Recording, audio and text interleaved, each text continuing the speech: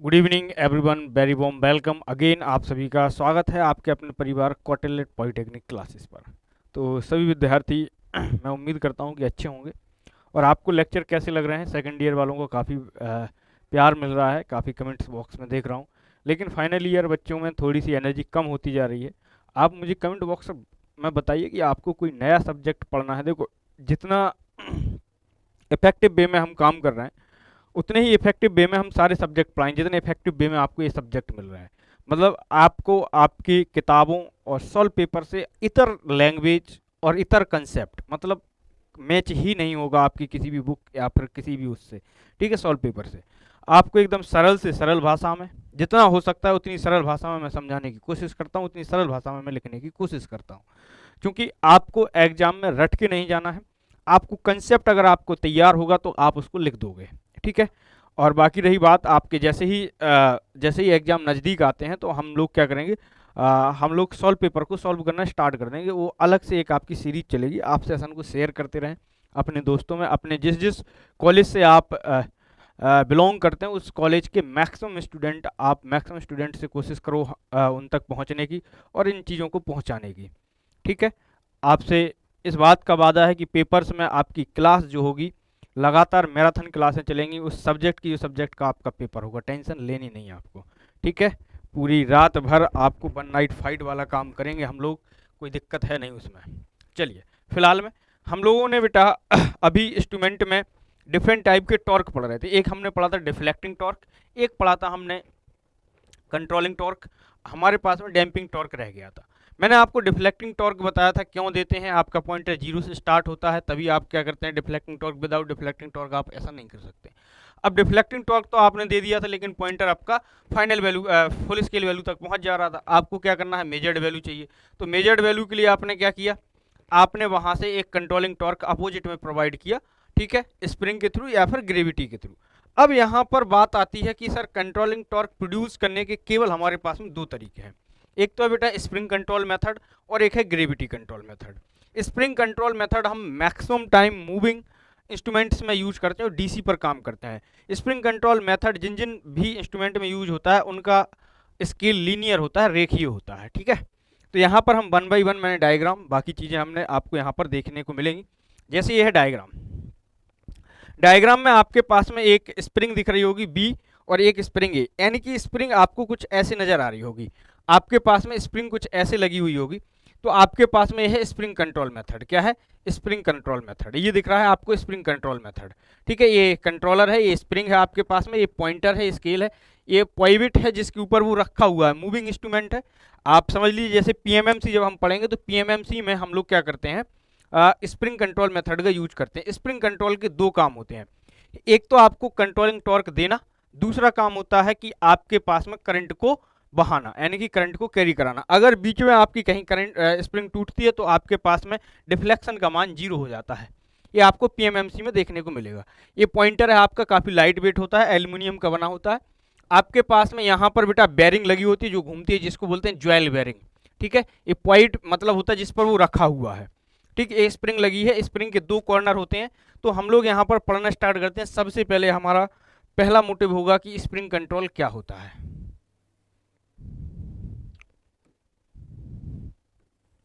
तो ये रहा हमारे पास में पहला। ठीक, पहला तरीका क्या है हमारे पास में स्प्रिंग कंट्रोल का। पहला मेथड हमारे पास में spring control. What is spring control? तो सबसे पहले डियर स्टूडेंट, यहाँ पर स्प्रिंग कंट्रोल के लिए हम लोग क्या करते हैं, एक स्प्रिंग दिखाता हूँ मैं आपको कि स्प्रिंग कैसे होगी। तो बेटा स्प्रिंग कंट्रोल में आप देखेंगे, स्प्रिंग कंट्रोल मेथड में आपको एक स्प्रिंग नजर आएगी ऐसे करके। ठीक है, चूंकि ये आपके पास में जो उस इंस्ट्रूमेंट पर लिपटी हुई है वो 3D है। ये है आपके पास में यहाँ से यहाँ तक। आपके पास में ये पॉइंट आपका ए सिरा है और ये है स्प्रिंग का बी सिरा।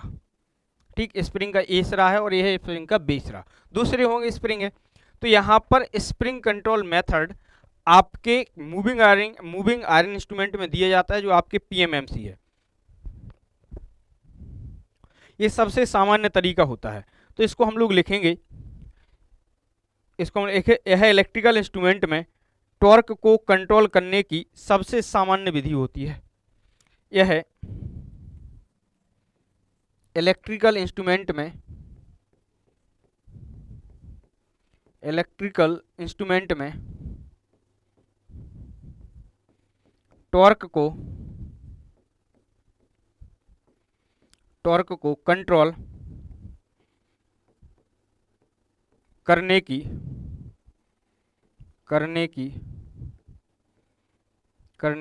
सबसे सामान्य विधि होती है। सबसे सामान्य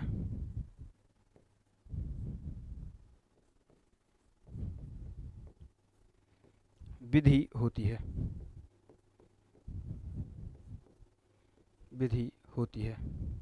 सबसे सामान्य विधि होती है। क्या होती है? सबसे सामान्य विधि होती है। ये आपकी सबसे सामान्य विधि होगी। टॉर्क को कंट्रोल करने की ये सबसे सामान्य विधि होगी। ठीक है, ये आपकी काय की बनी होती है बेटा? ये बनी होती है आपकी फास्फोरस ब्रॉन्ज की। यह लिख लेंगे, यह फास्फोरस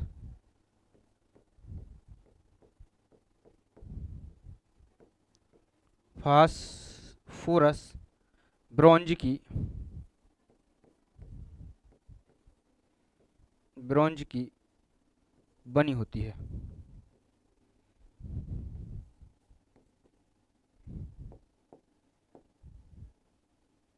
की बनी होती है। किसकी? फास्फोरस ब्रॉन्ज की बनी होती है। अगर हम यहाँ देखें कि फास्फोरस ब्रॉन्ज बेटा अचुंबकीय पदार्थ है, यानी कि नॉन मैग्नेटिक मटेरियल है। आपके पास में फास्फोरस ब्रॉन्ज की या फिर अचुंबकीय पदार्थ यानी कि नॉन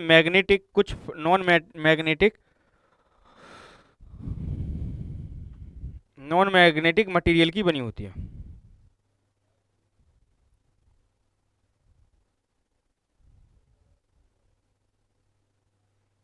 नॉन मैग्नेटिक मटेरियल की बनी होती है। किसकी? नॉन मैग्नेटिक मटेरियल की बनी होती है। आगे लिखेंगे, यह कुछ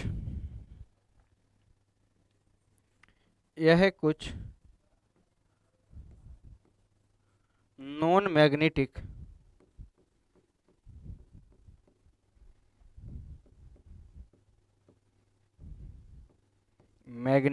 मटेरियल या पदार्थ की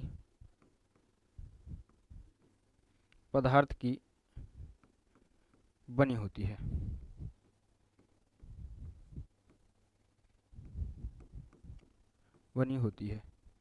इसका काम इंस्ट्रूमेंट में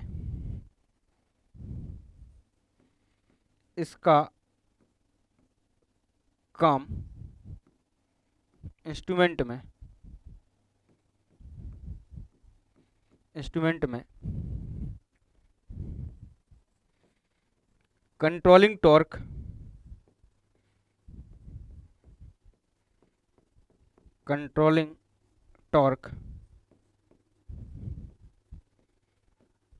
प्रदान करना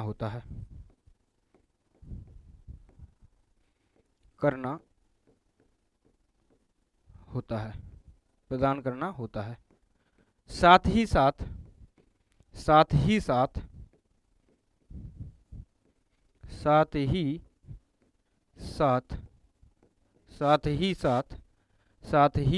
किसको बेटा? साथ ही साथ करंट को भी कैरी करता है। करंट को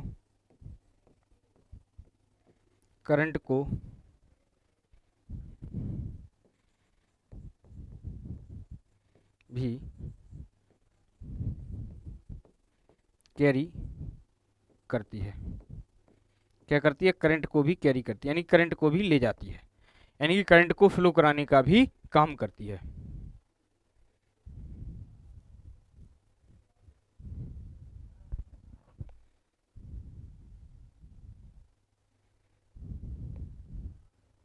चलिए अब देखो, समझते हैं इस बात को।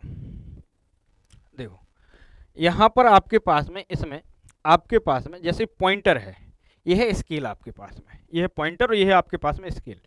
अब देखना यहाँ पर, जैसे मान के चलिए कि हमारे पास में पॉइंटर इस दिशा में घूम रहा है। इस दिशा में घूमने का मतलब है उसका, जैसे आपके पास में पॉइंटर यहाँ रखा हुआ, इस दिशा में आपका घूम रहा है पॉइंटर, ऐसे, यानी कि पॉइंटर के घूमने की दिशा यदि ए है तो स्प्रिंग इसके विपरीत दिशा में मुड़ जाएगी। स्प्रिंग क्या करेगी, आपकी इस विपरीत दिशा में घूम जाएगी, विपरीत दिशा में घूम जाएगी, तभी जाके इसको क्या कर पाएगी, कंट्रोल कर पाएगी, तभी जाके आप क्या कर पाएंगे, एक अपोजिट विपरीत टॉर्क प्रोड्यूस कर पाएंगे, तभी जाके ये कंट्रोल हो पाएगी। यानी कि जिस दिशा में आपके पास में पॉइंटर घूमता है उसके विपरीत दिशा में स्प्रिंग एक अलग से फोर्स लगाती है जिसको हम कहते हैं डिफ्लेक्टिंग, जिसको हम कहते हैं कंट्रोलिंग टॉर्क या फिर कंट्रोलिंग बल, या फिर आप कहते हैं कंट्रोलिंग बल। आपके पास में ये कहानी है इसकी। यानी कि आप कह सकते हैं कि आपके पास में पॉइंटर के उस डिफ्लेक्शन के साथ स्प्रिंग विपरीत दिशा में मुड़ जाती है। ठीक है, पॉइंटर के डिफ्लेक्शन, जैसे ही पॉइंटर डिफ्लेक्ट करता है, डिफ्लेक्ट का मतलब जैसे पॉइंटर क्लॉकवाइज चला तो ये एंटी क्लॉकवाइज चलेगी, तो ये कैसे चलेगी, एंटी क्लॉकवाइज चलेगी। यानी कि यहां पर आप लिख सकते हैं कि आपके पास में डियर, जैसे इस दिशा में आपके पास में टीडी लगा, क्या लगा, टीडी, तो इतने ही न्यूटन मीटर का आपके पास में अपोजिट में क्या लगेगा, टीसी लगेगा। ठीक है, टीसी लगेगा। तो यहां पर लिख सकते हैं जिस दिशा में जिस दिशा में जिस दिशा में जिस दिशा में जिस दिशा में पॉइंटर पर कंट्रोलिंग टॉर्क लगता है, सॉरी, जिस दिशा में पॉइंटर पर डिफ्लेक्टिंग टॉर्क लगता है, डिफ्लेक्टिंग टॉर्क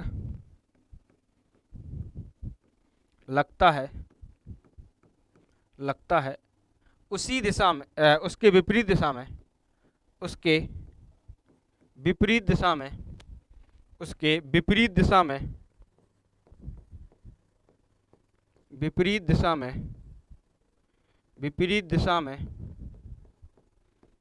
में उसके विपरीत दिशा में कंट्रोलिंग टॉर्क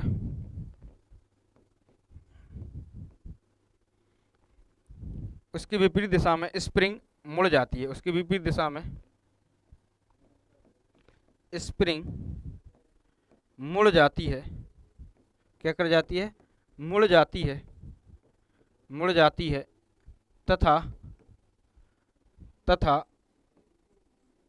तथा रिक्वायर्ड वैल्यू का यानी ये आपको जो चाहिए उस मान का, रिक्वायर्ड वैल्यू का कंट्रोलिंग टॉर्क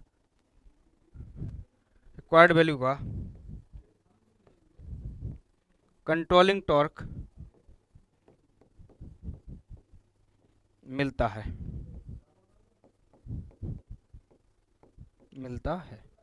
ठीक है, आपको रिक्वायर्ड वैल्यू को क्या मिल जाएगा, कंट्रोलिंग टॉर्क आपको मिल जाएगा। यानी कि यहाँ पर आप लिख सकते हैं, लास्ट में यहाँ पर इस पॉइंट को जरूर नोट करना है आपको कि आपके पास में यहाँ पर जिस दिशा में आपके पास में डिफ्लेक्टिंग टॉर्क मिलता है उसी के बराबर और अपोजिट आपको क्या मिलेगा, कंट्रोलिंग टॉर्क मिलेगा, यानी कि टीसी बराबर टीडी। ये हो गया आपके पास में मामला। ठीक, ये था आपके पास में मामला, तो ये था कंट्रोलिंग टॉर्क। ठीक है, किस विधि से, आपके पास में ये था आपके पास में स्प्रिंग कंट्रोल विधि से। किस विधि से, स्प्रिंग कंट्रोल विधि से। अब आता है ग्रेविटी कंट्रोल। क्या आता है, ग्रेविटी कंट्रोल। अब कुछ इंस्ट्रूमेंट में हम लोग जो कंट्रोलिंग टॉर्क प्रदान करते हैं वो ग्रेविटी कंट्रोल से देते हैं। कुछ इंस्ट्रूमेंट ऐसे हैं जो मूविंग इंस्ट्रूमेंट नहीं होते हैं, ठीक है, उनको ग्रेविटी कंट्रोल से हमें टॉर्क को प्रदान करना पड़ता है। चलिए अब देखते हैं ग्रेविटी कंट्रोल टॉर्क कैसे हम लोग किसी इंस्ट्रूमेंट को देते हैं। ये बात तय है आपके पास में जहां जहां आपके पास में डिफ्लेक्टिंग टॉर्क लगेगा, सॉरी, जहां जहां आपके पास में स्प्रिंग कंट्रोल टॉर्क आप यूज करोगे वहां वहां आपको पास में स्केल लीनियर दिखाई देगा, यानी कि यूनिफॉर्म या फिर एक समान या फिर लीनियर। तो इसकी एक खास बात होती है कि अगर आप स्प्रिंग कंट्रोल मेथड यूज कर रहे हो किसी भी इंस्ट्रूमेंट में, क्या किसी भी इंस्ट्रूमेंट में अगर आप स्प्रिंग कंट्रोल मेथड यूज करोगे तो यहाँ पर लिख लेना कि उसका स्केल जो होगा वो कैसा होगा, यूनिफॉर्म होगा। यूनिफॉर्म कह दे, लीनियर कह दे, एक समान कह दे। एक समान होगा। कैसा होगा? एक समान, यानी कि आपके पास में यूनिफॉर्म यानी कि रेखीय।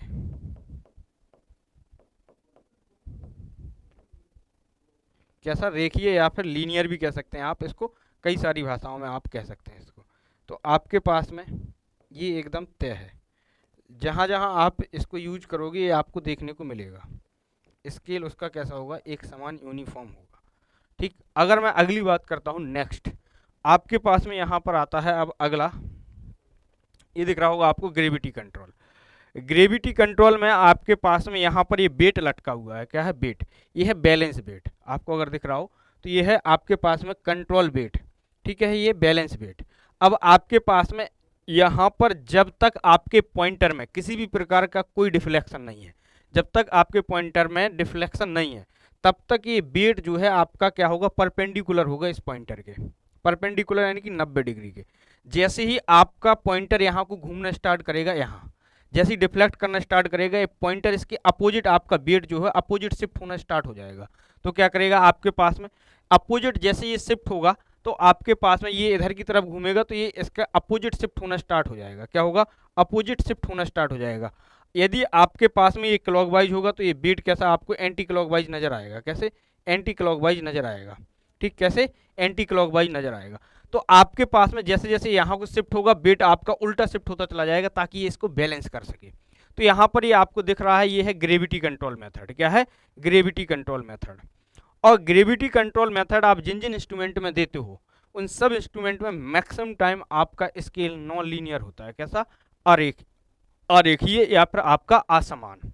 ठीक है, रैखिक आपको नहीं मिलेगा इसमें। तो यह है ग्रेविटी कंट्रोल। कुछ नहीं करना है। ग्रेविटी कंट्रोल और स्प्रिंग कंट्रोल में केवल अंतर इतना सा है कि आपके पास में यहाँ पर वो पॉइंट पर रखा होता है, आपके पास में यहाँ पर ऊपर आपके पास में एक पॉइंट और रखा होता है, बगल में आपके पास में बहुत आसानी से आप इसको बना सकते हैं। स्प्रिंग बना दो। ठीक है, स्प्रिंग बना दो, पॉइंटर से जोड़ दो। इसमें केवल आपको बेट को लटकाना है, इसमें केवल इतना सा अंतर है। ठीक है, तो यहाँ पर लिखते हैं इसके बारे में।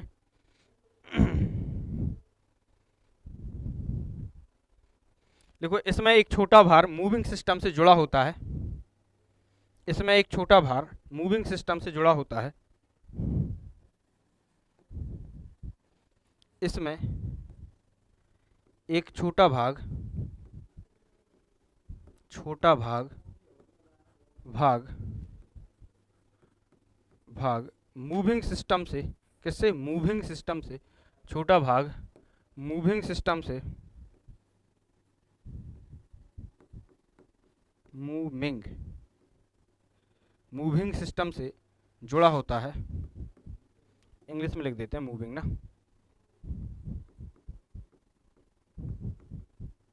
मूविंग सिस्टम से जुड़ा होता है,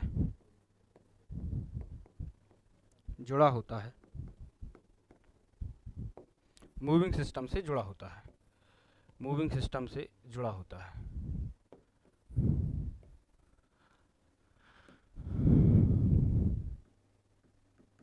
ठीक, मूविंग सिस्टम से जुड़ा होता है। जैसे ही पॉइंटर आपको क्या करता है बेटा? डिफ्लेक्शन देना स्टार्ट करता है। अच्छा, ये बेट हम लोग जोड़े क्यों हैं? जो कि आपको एक आवश्यक कंट्रोल टॉर्क देगा, कंट्रोलिंग टॉर्क देगा, जो कि एक आवश्यक, इसको भी लिख सकते हैं, जो कि एक आवश्यक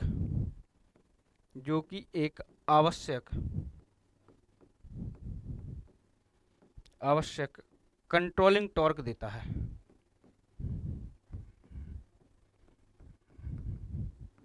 कंट्रोलिंग टॉर्क देता है। क्या देता है? आवश्यक कंट्रोलिंग टॉर्क देता है। आवश्यक कंट्रोलिंग टॉर्क देता है। आवश्यक कंट्रोलिंग टॉर्क देता है। आवश्यक कंट्रोलिंग टॉर्क देता है।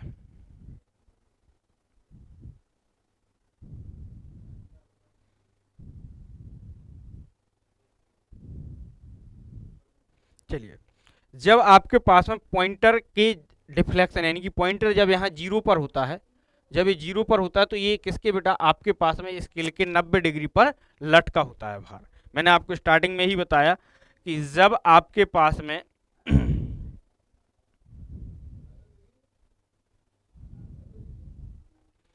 कंट्रोलर की जीरो स्थिति में या फिर पॉइंटर की, देखो पॉइंटर की जीरो स्थिति में,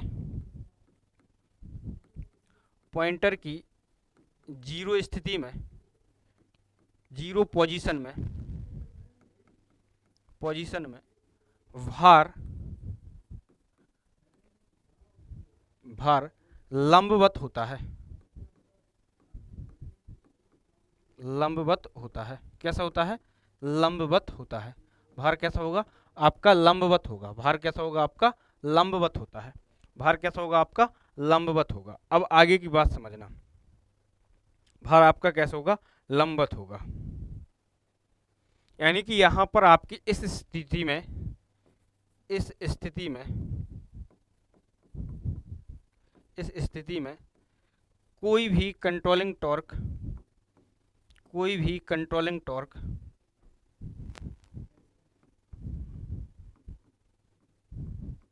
कंट्रोलिंग टॉर्क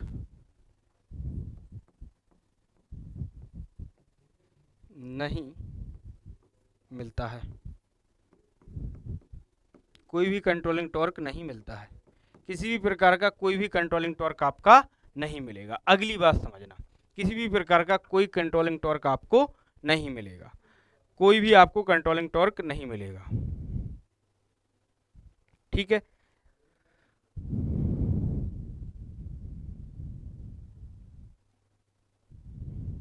ठीक है। अब जैसे ही पॉइंटर जीरो स्थिति से चलता है आपके पास में, जैसे ही पॉइंटर,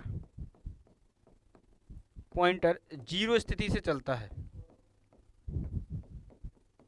स्थिति से चलता है, तो भार क्या होगा? इसके अपोजिट दिशा में इसको कंट्रोल करेगा। तो भार, तो भार विपरीत दिशा में, विपरीत दिशा में, विपरीत दिशा में इसको, इसको कंट्रोल करता है, कंट्रोल करता है, करता है। क्या करता है? विपरीत दिशा में इसको कंट्रोल करता है। इसको कहाँ करेगा कंट्रोल? विपरीत दिशा में इसको क्या करेगा? कंट्रोल करने की कोशिश करेगा।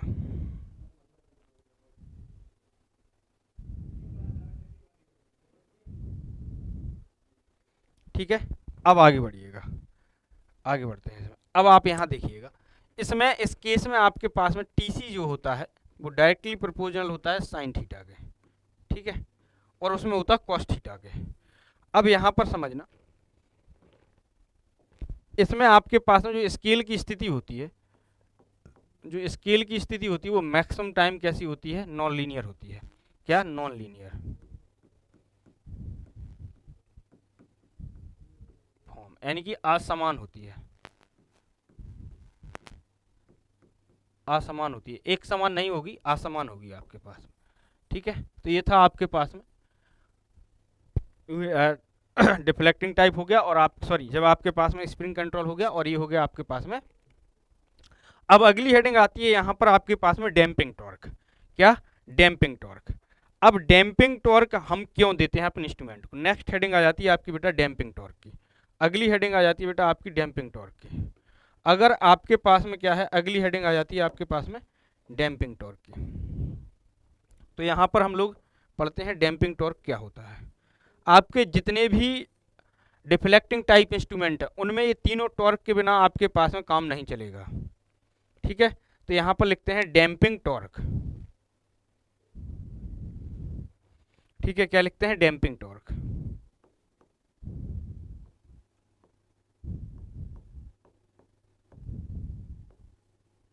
Damping torque.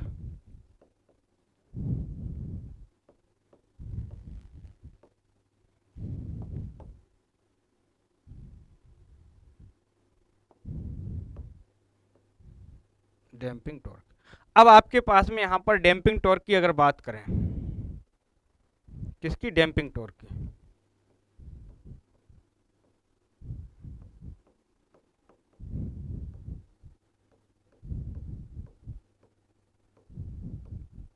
डैम्पिंग टॉर्क की अगर मैं बात करता हूँ, तो डैम्पिंग टॉर्क है क्या, इसको समझते हैं। जैसे समझना मेरे साथ में, जैसे मान लीजिए आपके पास में किसी इंस्ट्रूमेंट का ये स्केल है, किसी इंस्ट्रूमेंट का ये स्केल है आपके पास में। इस इंस्ट्रूमेंट के स्केल को आप गौर से देखिएगा तो आपके पास में ऐसे करके आपको चीज़ें नज़र आएंगी। किसी इंस्ट्रूमेंट का ये स्केल है,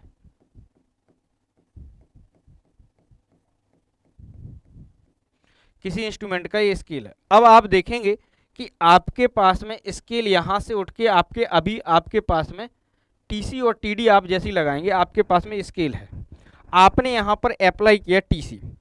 टीसी जैसे ही अप्लाई करेंगे तो आपके पास में मामला कहाँ पहुँचेगा, जैसे ही आप टीसी अप्लाई करेंगे, जैसे ही आप टीडी यानी कि जैसे ही डिफ्लेक्टिंग टॉर्क देंगे टीडी, आपने टीडी अप्लाई किया, स्केल कहाँ पहुँचा, फुल स्केल वैल्यू पर, ठीक, फुल स्केल वैल्यू पर।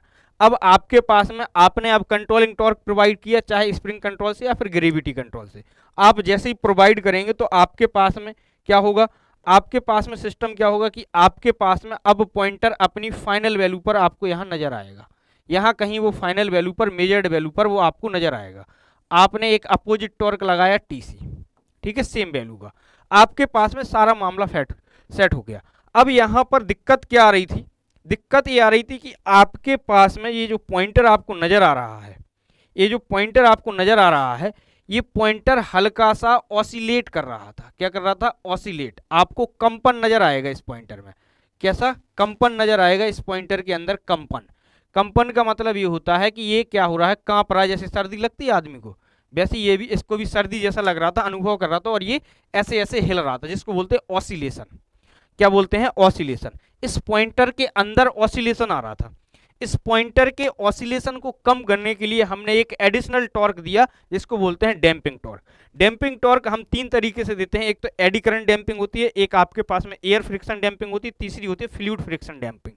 अलग अलग इंस्ट्रूमेंट में हम अलग अलग प्रकार से टॉर्क देते हैं।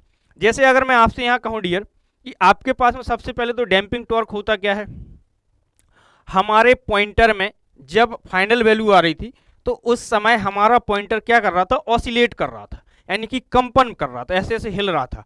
अब जब वो हिलेगा तो जब ये हिलेगा बार बार इधर से इधर, इधर से इधर जाएगा, तो आपके दिमाग में जो ऑब्जर्वर होगा, जो रीडिंग ले रहा होगा, वो क्या करेगा, उसके दिमाग में क्या आएगा कि ये वैल्यू लें या फिर ये वैल्यू लें, या फिर उसके रुकने का इंतजार करेगा। तो हमने क्या कहा कि एक और इसमें क्या करते हैं, इस डाई आउट करते हैं इस ऑसिलेशन को, यानी कि इस डाई आउट का मतलब होता है ऑसिलेशन को खत्म, यानी कि ऑसिलेशन को समाप्त करने के लिए हमने एक एडिशनल टॉर्क अपनी तरफ से प्रोवाइड किया। अलग अलग तरीके से हम लोग इसको प्रोवाइड करते हैं। ये है आपके पास में डैम्पिंग टॉर्क, यानी कि डैम्पिंग टॉर्क किस लिए दे रहे हैं, कंपन को समाप्त करने के लिए। जब यहां पर लिखिएगा जब हम किसी इलेक्ट्रिकल इंस्ट्रूमेंट में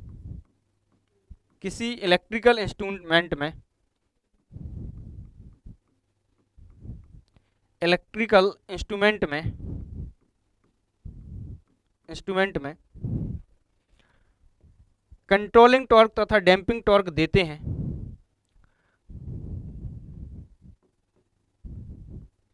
कंट्रोलिंग टॉर्क तथा डैम्पिंग टॉर्क देते हैं, डैम्पिंग टॉर्क देते हैं, टॉर्क देते हैं, तो डैम्पिंग टॉर्क देते हैं तो क्या होता है, जब डैम्पिंग टॉर्क देते हैं तो इसमें क्या प्रोवाइड होता है बेटा, तो इसमें कंपन उत्पन्न होता है। पॉइंटर आपका क्या करता है, ऑसिलेट करता है। क्या होता है, तो पॉइंटर में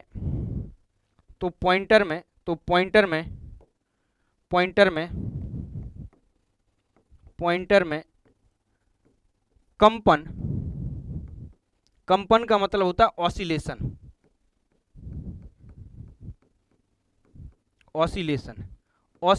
उत्पन्न होता है,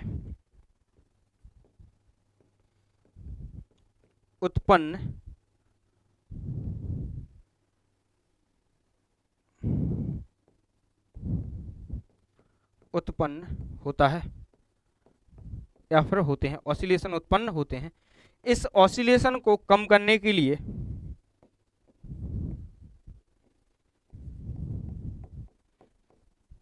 ऑसिलेशन को कम करने के लिए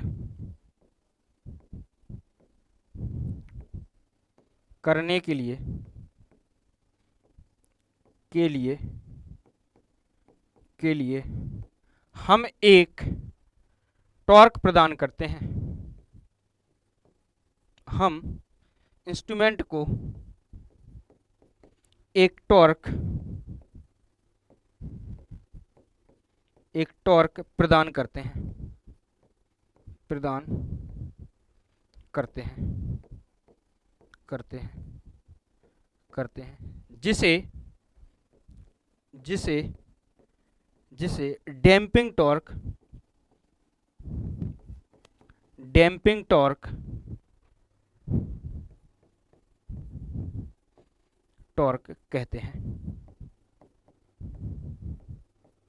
जिसे डैम्पिंग टॉर्क कहते हैं।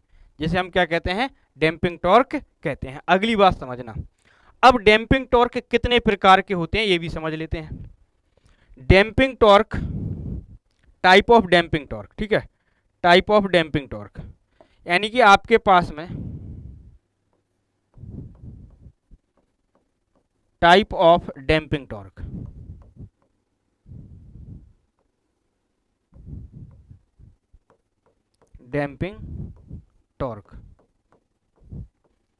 आपके पास में यहां पर डैम्पिंग टॉर्क के प्रकार,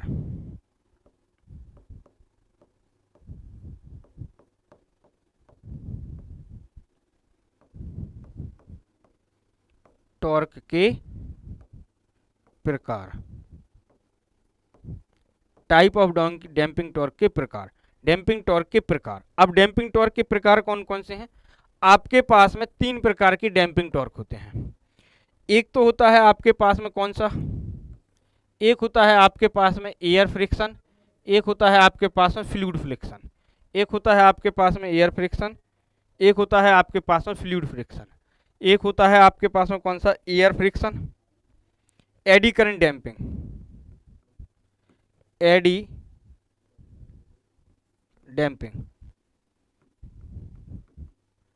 दूसरा होता है आपके पास में एयर फ्रिक्शन,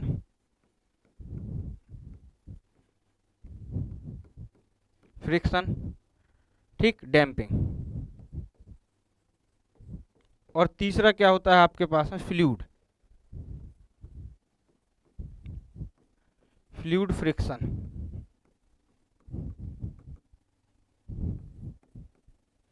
डैम्पिंग होती है। आपके पास में 3 डैम्पिंग हम अलग अलग इंस्ट्रूमेंट में देते हैं। अगर हम एडी करंट डैम्पिंग की अगर हम बात करें तो बेटा ये हम लोग किस में देते हैं? पीएमएमसी में, यानी कि परमानेंट मैग्नेटिक मूविंग कॉइल में हम लोग इस तरीके से डैम्पिंग देते हैं एडी करंट से। एयर फ्रिक्शन की बात करें तो एमआई इंस्ट्रूमेंट में। अगर हम फ्लूइड फ्रिक्शन की बात करें तो इलेक्ट्रोस्टैटिक वोल्टमीटर में।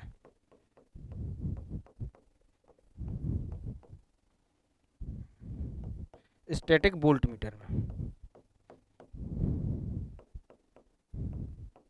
इलेक्ट्रोस्टैटिक वोल्टमीटर में। अगर हम यहाँ बात करें तो वो कहाँ पर बेटा? इलेक्ट्रोस्टैटिक वोल्टमीटर में। हम 3 प्रकार से क्या करते हैं?